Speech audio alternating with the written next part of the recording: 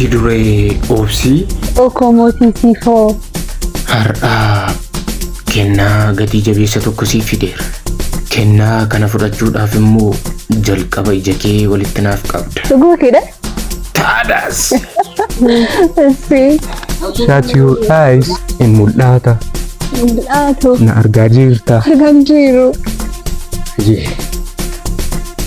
Kennaa kana laaluuf qophiidha.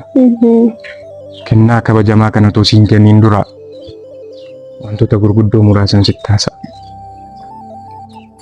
Dhuunfattee jirta miti. Yaada keessa saabiiti.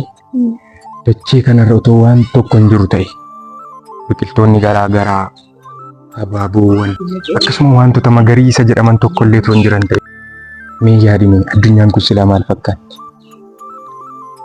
Bokkisti miti? Gammoojjii fakkaatti. Qabbana wanti jedhame tokko illee hin jiru. Ati anaaf akkasi. Ilaalu. Wanti sitti urgaa jiru jira.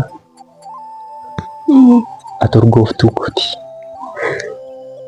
Narraa fudhachuu tokko lama sadi.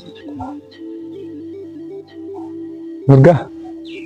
Nurgaa gaafatuma jecha tokko shittoo faana bitin seema. Durraan faana bitin seema.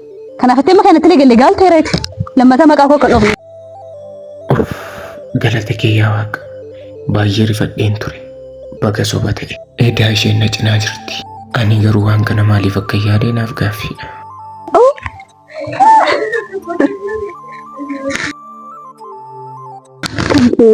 Kan jechoota kee iddoo guddaa naaf qabaatte kennaa kan naaf kenneef jechoota bittiin miidhagdee naaf laatti ittiin gammadu.